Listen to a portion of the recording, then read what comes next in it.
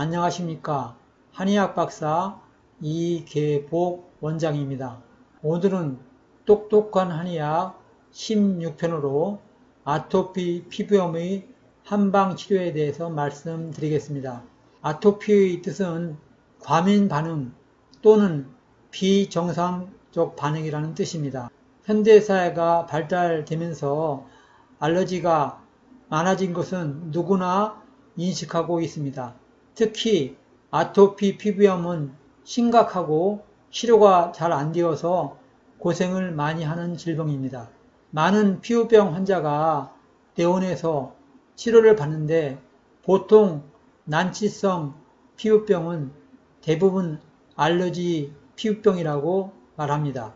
그래서 서양의학에서는 아토피 피부병과 알러지 피부병을 따로 분류하기도 합니다. 한의학에서는 알러지 피부병이라는 단어는 극히 제한적으로 사용합니다. 서양의학에서 난치라고 생각하는 피부병이 한의학적인 원인에 의해서 치료되는 것입니다. 그 이유는 한의학적인 이론 체계가 있는데 서양의학으로는 해결되지 않은 부분이 많이 있기 때문입니다. 제가 임상을 하면서 진료했던 아토피 피부염 환자의 자료 사진을 통해서 한의학적인 치료 효과를 먼저 확인해 보겠습니다. K00 15세 여자 9월 24일에 처음 내원 시의 손과 뒷목의 사진입니다. 먼저 손의 사진이고 다음에 1월 28일의 치료 후 사진입니다. 9월 24일의 처음의 뒷목의 사진입니다. 다음에 1월 28일의 80% 정도 치료된 후의 사진입니다. 이 학생은 4개월간 31분의 한약을 천천히 복용했습니다. 31분의 한약만 복용하고도 80%가 치료가 된 것입니다. 그 이후에 15일분 한약을 추가로 복용하고 치료를 끝냈습니다. S00 1세 여자 7월 26일 처음 내원 시 사진입니다. 손과 목이 심했는데 특히 손목이 심했습니다.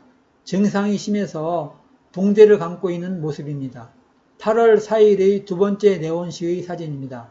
15일분의 한약을 복용함으로 70%가 치료되었습니다. 처음 7월 26일의 뒷목의 사진입니다.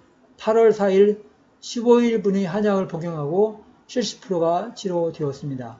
M00 17세 여자 6월 15일 처음 내원 시의 목과 팔의 사진입니다. 먼저 6월 15일 처음 목 부분의 사진입니다. 7월 13일에 15일분의 한약을 복용하고 60% 치료된 상태입니다.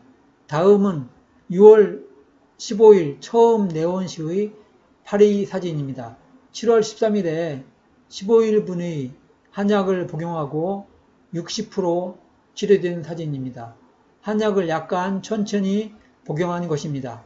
K00 8세 여자 8월 14일에 처음 내원했는데 9월 10일에 30일분의 한약을 복용하고 약간 더 심해진 상태의 다리 뒤의 사진입니다. 11월 11일 60일분의 한약을 복용하고 명현현상으로 가장 심했을 때의 사진입니다.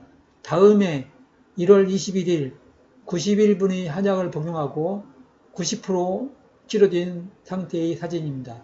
그 이후에 20일분 더 복용했습니다. 이 학생은 알러지 비염과 천식이 같이 있어서 아토피 피부염 치료 후에 알러지 비염과 천식도 한약을 복용하고 모두 치료되었습니다. K00 19세 남자 3월 28일의 처음 내원 시 얼굴 사진입니다. 4월 14일의 10일분의 한약 복용 후에 명현현상으로 더 심해진 상태의 얼굴 모습입니다. 5월 24일에 40일분의 한약을 복용하고 40% 치료된 모습입니다. 7월 4일에 60일분의 한약을 복용하고 80% 정도 치료된 얼굴 모습입니다. 이것은 한약을 복용하고 자연스럽게 아토피 피부염이 치료된 과정을 사진으로 증명해 드렸습니다. 아토피 피부염의 특징을 말씀드리겠습니다. 첫 번째는 가려움이 심합니다. 아마 여러 피부병이 있지만 가려움이 심해서 가장 고통받는 피부병 중의 하나라고 봅니다. 아토피 피부염이 힘든 것은 가려움이 다른 피부병에 비해서 아주 심하기 때문입니다. 두 번째는 접히는 곳이 심합니다. 대부분의 아토피 피부염은 무릎 뒤나 팔꿈치 안쪽과 목 부위 같이 주름이 많은 곳이 심하며 다른 부분도 발진이 생깁니다. 세 번째는 두꺼운 각질이 심합니다. 모든 피부병은 각질이 생깁니다. 그러나 아토피 피부염은 염증이 심해서 각질이 두껍게 생긴다는 것입니다. 네 번째는 발진입니다. 붉은색 발진이 일어납니다. 이 발진이 심해질수록 병의 깊이가 심하다고 볼 수 있습니다. 위 네 가지가 모두 있어야 아토피 피부염일 가능성이 많다는 것입니다. 네 가지 중에서 하나라도 없으면 다른 피부병일 가능성이 많습니다. 원인에 따른 치료법에 대해서 말씀드리겠습니다.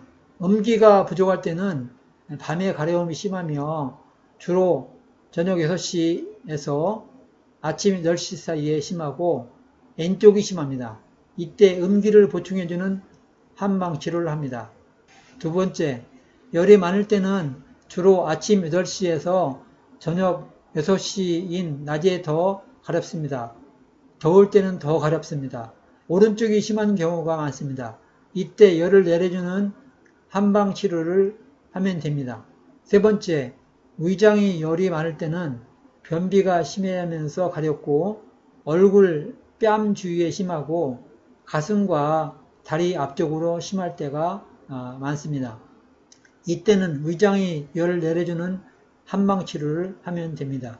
네 번째, 습열이 많을 때는 습열로 인한 염증과 진물이 나오고 각질이 심하고 두껍습니다.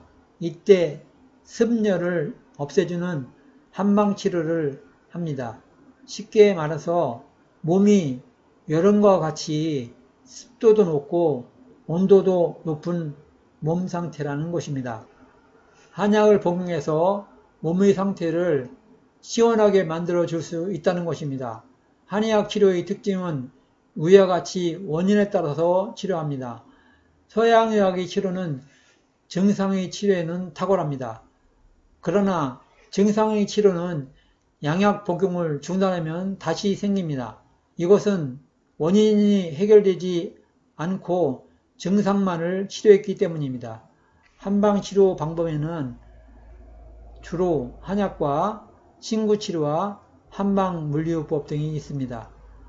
치료를 하게 되면 명현상으로 일시적으로 피부가 심해지는 경우가 있는데 이 시기를 잘 넘기면 잘 치료가 됩니다. 그런데 대개 스테로이드제를 쓴 사람에게 더 명현상이 심하게 나타나는 것을 보게 됩니다. 아래 사진은 부신피질 호르몬제, 보통 스테로이드라고 하는 것을 많이 썼던 환자의 스테로이드 부작용 사진입니다. 단기간 사용은 무방하지만 장기간 스테로이드를 사용하면 피부가 사진과 같이 짓무르게 됩니다.